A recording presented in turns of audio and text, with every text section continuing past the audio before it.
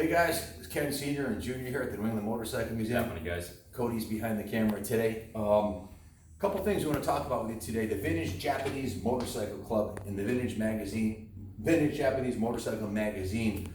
Two things that if you're in this industry or if you love vintage motorcycles, you really need to know a little bit about. And we're also going to talk about the history of Yamahas, the ATs, the DTs. We talked about it a little bit yesterday. So it's going to be a kind of a dual purpose video, kind of like this dual purpose motorcycle.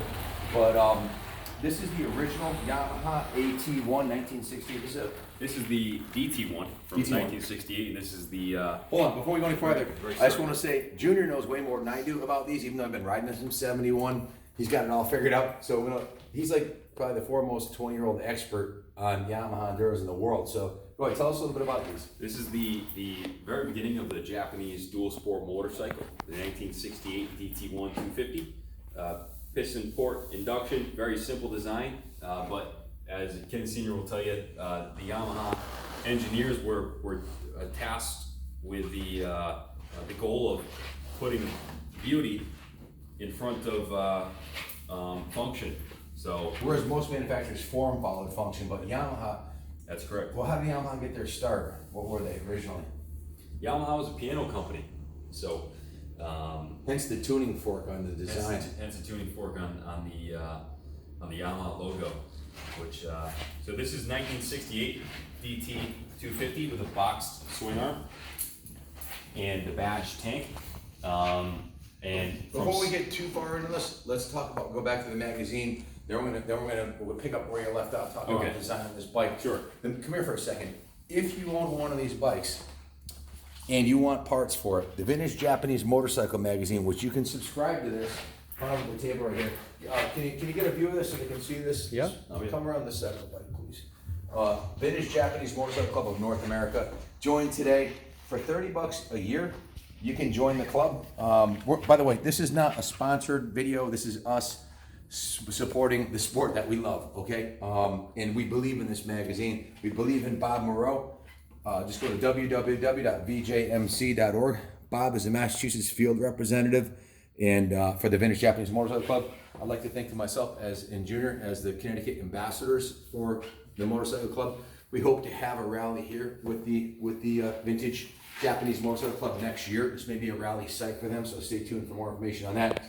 We are actually, Bob came and did a big interview with me and Kenny and Christy last month, took a bunch of pictures. We're probably going to be on the front cover of the magazine or inside the magazine next month. So if you want a copy of that magazine, get online right now.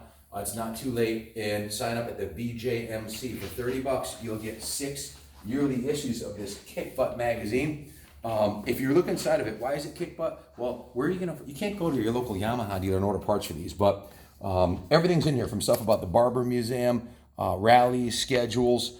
If you want to get into vapor honing, they sell vapor honing catalogs in here. There's an article from the president, Tom Kalenko, talking about who is the members of the V.J.M.C, how 70% of them own more than 5 bikes. 80% of them have actually restored a motorcycle. These are lifelong, real enthusiasts, people that read this magazine. And they have coverage of different shows. What's that? check it out, Code. The Hodaka parts catalogs, all Japanese stuff, right? Different parts inventory, stuff like that. Yamaha 750 Honda stuff. And I actually ripped the last magazine I got all apart and I gave all these leads to our parts ordering guy. We have a full-time parts ordering guy. I got Mike's XS Yamaha, Rimfire cycle screws. Every page has a lead. Z1 Motorsports. Yep. W rims. Restoration stories. It's a fun read. Insurance companies that specialize in what we do. Marbles Motors, the best place. I'm ordering paint for 2 Z1s we're restoring today for Marbles Motors. This is a vendor you have to learn about. You know, if you're going to restore bikes, you can't just get the paint from Napa and hope it's the same, because you know what? It's not going to be. And it doesn't cost that much more to do it right. So get a copy of this magazine. Start soliciting the vendors in there. Support the sport. Be part of it. Be a member of the club. No, you don't have to prospect. No, we don't have any colors, but you get a nice T-shirt. Got some T-shirt swag here. We got our Cafe Fever shirt and our Kaplan Cycle shirt. Just kidding. But yeah, it's an awesome thing to get involved in. There's a bunch of different museums. There's the Barber Museum. There's the National Motorcycle Museum. We should be advertising in here, huh? 100%. And as you go through it here, there's moto auctions, I can go on and on, but I'll stop there. Tons of kick butt sources where to get your stuff and articles on how to rebuild carburetors, how to restore a motorcycle, full frame off restorations, everything you want to learn how to do. How to do head service, how to at home. Stories about CBX Sandcast motorcycles, and it's the only magazine in the world that I know of that caters to our hobby, which is restoring vintage Japanese motorcycles back to the hobby. So hit Bob up, Bob Moreau. His phone number is 508-630-5245. If you have any more information, requests about the club, or don't even bother, just go to www.V.J.M.C.org, okay, and sign up today. Start getting your magazine. We're going to be in there hopefully next month. Back to why we would even want the magazine, because we love Jap bikes. Kenny's been around me since he was literally born, okay? So he's really been quite obsessed with Yamaha. So back to your story about the Yamahas and go over the nomenclature, AT, DT, when it started and everything. Oh, We're yeah. talking about this particular one. 68 marked the first year of production for the DT 250 with a smaller tank, the box swing arm, and all the Yamaha Enduro'S from 68 to 73 was based off the same platform. Of course, several revisions made, but in 69 marked the introduction of the CT1, and in 1970, the first year of the RT 360. Pipe was the same frame, although they switched to a round swing arm. But 68 to 73, they had the metal fenders. This was very primitive technology, but Metal front fender too, right? oh yeah, and these got bent up real easy. But we've done several restorations on these. We've gotten very familiar with the models, and these are highly desirable today. So it went from 68 in the AT1 to what was the next one after the AT? What was 69 and 70? 69 had the CT1 175 model, and also there was a plethora of smaller models. This is one Kenny actually restored himself. He bought this from some dude out in the Midwest, had it shipped here, and then tell him what you did. Yeah, so this is a stock AT1 that we stripped down and put a GUIT. That's a genuine. What size is an AT1? That's a 125. And the 250 is an AT. That's a DT1, which is the. So DT was 250? size. DT is 250. AT is the 125. Now that changed in the early 70s, and then they were all DTs, right? That's right, in 74. It's a little confusing. I'm confused. I've been around it my whole life, so see if you can clarify it, because even I'm confused. AT 125, CT 175, DT 250, RT Until when? RT 316 until 74. And Okay, they're all DTs. So there was, okay, now I got it. So one more time. See, one starting at the 125. I think the folks at home got it.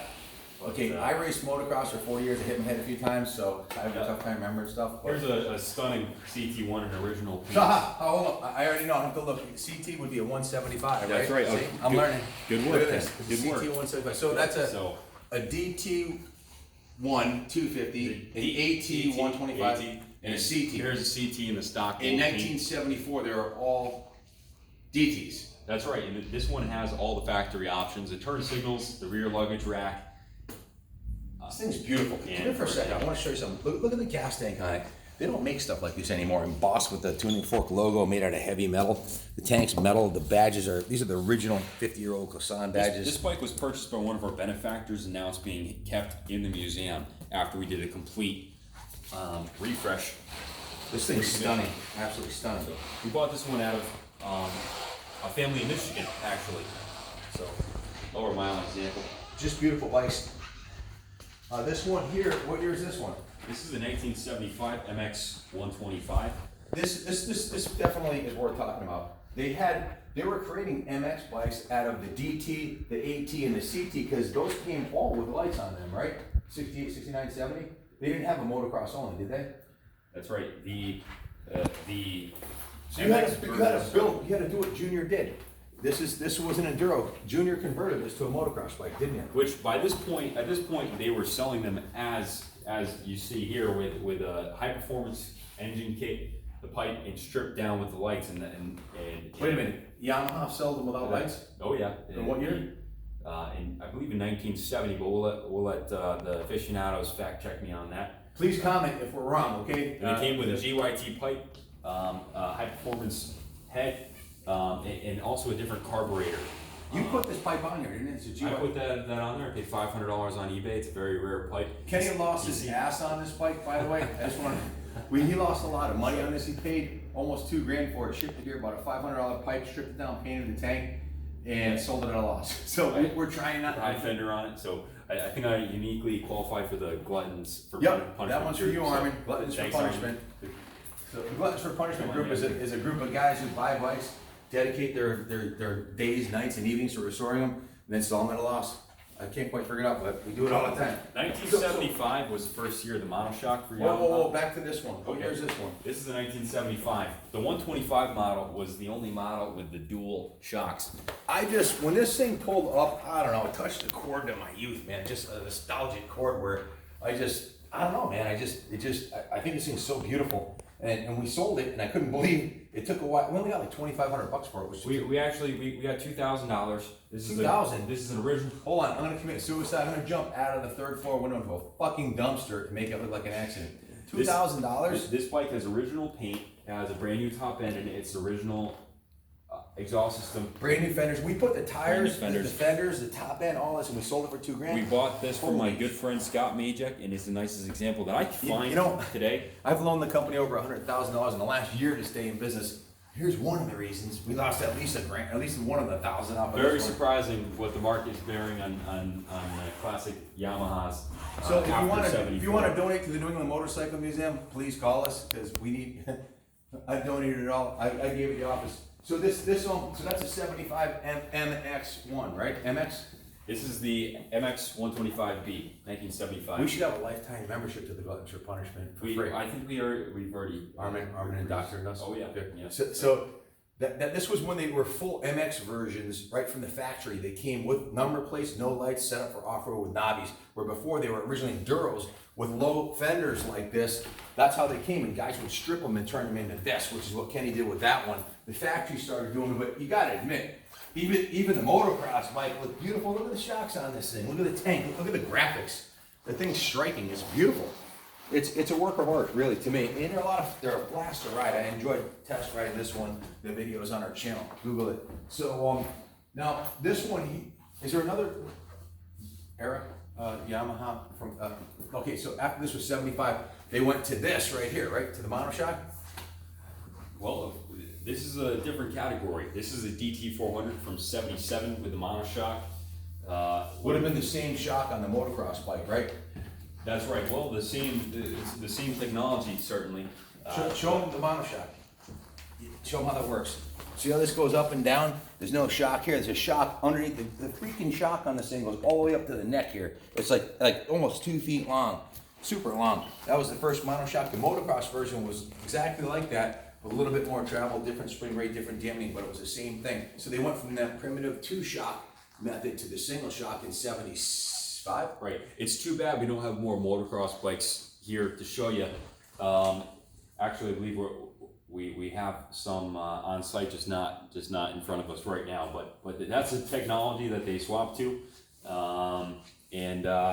What we're missing in this lineup is the YZ line, which Let's take a look at this full YZ. motocross, the full motocross. They went to yellow Model. motocross bikes, I think in 76, and they look like that, but they're stripped down with steel tanks. And what year is this one? This is in 1982. 82. YZ 490. So a few years later, they were quite more advanced.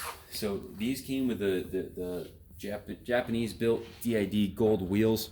Of course, the big bore air cooled technology. These had their faults, but man, strong engines and well, collectible now. I think to summarize, to go back to what we originally talked about, is the evolution of it. They came out with the DT1, which was the 250. That was the first one, a 68 low front fender, headlights, Enduro'S. And then did they have was it the same year, the AT, or the next year? Was there a 125 and 68? 69. The 68, there was only one model, the DT2. Okay, so after it took off, sold like hotcakes. So in 69, they did the AT1 and they did the CT175. And some smaller models, also the JT. That's right, yeah, the little 60, right? That's right. And another that I'm forgetting, so quite an expert. But we'll let our aficionados. More than the average bozo knows, anyways. Because but maybe we should know more. I'm sure you'll school us on it. You pro experts. 100%. They always do. So thank you. Yeah, please pipe in, add comments or links to articles or. We're videos. really trying to show the off-road evolution from the '68, the primitive enduro bike that you see right there. And 10 years later, you have full-out race machines with long travel suspension and monoshocks and want to look at some of the riding massive air-cooled motors. Quite incredible what the evolution was like in 10 years. This is some of the riding gear from the era back then. Look at this. We have the Paul Taco shirts. So V.J.M.C. join today. Get the magazine. Get the links to the websites. Subscribe to our channel if you haven't yet. That'll help us too. Bull Taco jerseys. If you don't know what a Bull Taco is, you're probably on the wrong channel. And if you don't, we'll gladly just comment and we'll tell you what it is. Can-Am motorcycles. As a matter of fact, this is one of Jimmy Ellis's factory race jerseys right here. It's signed by Jimmy Ellis. Yep. And actually, this is Jimmy's jersey, and it has his name on the back here. And this is his dad's factory. United States MX team mechanic when they did the MX designations. This Can-Am factory. But this is about the history of Yamaha. Okay. So let me go to D. I'll get to D. DG. But they're in order. A, B, C, D, all the way over to Yamaha on the other end. Got some vintage Yamaha stuff way down here since we're about Yamaha. Let me show you. Let's see what kind of Yamaha gear. Osa S. Right back here. Right here. Check it out. Look at this. Look at this jersey. This is a vintage Yamaha modern cycle sales from Wisconsin. How cool is that, man? I need to wear this in one of our videos, man. This is badass. And then look at this red vintage 70. Hey, this would be perfect for the Canadian YZ 125. We're going this kick-ass factory Canadian YZ 125 that's totally pimped out with Fox Force. 78. 70. Oh, it's an 80. Oh, it is. And then we got the yellow jersey Yamaha. This is old school. This is Bob Hanna, Hurricane Hanna jersey. I got two of those. Some old DG Yamaha pants, shirts, jackets. Really cool stuff from the 70s and early 80s that we'll be using in our videos. So that's about it. Thank you for watching so far. Kenny, is there anything else you want to wrap up? Yeah, guys. History of Yamaha? If you're restoring a 68 to 73 Yamaha Enduro, let us know. We do have a large parts inventory of unlisted parts and also a large listed inventory on eBay. So, but we do very much specialize in those. I'm restoring a 68 right now. That we just completely rebuilt the motor. Frame up, right? Frame up. Frame off. Frame off, yeah. Right down the powder coating frame or painting it. Restoration. But thanks for watching this far. Stay tuned. Lots of great things going on. Chime in the comments, but absolutely subscribe. Thanks for watching, and God bless America. Amen.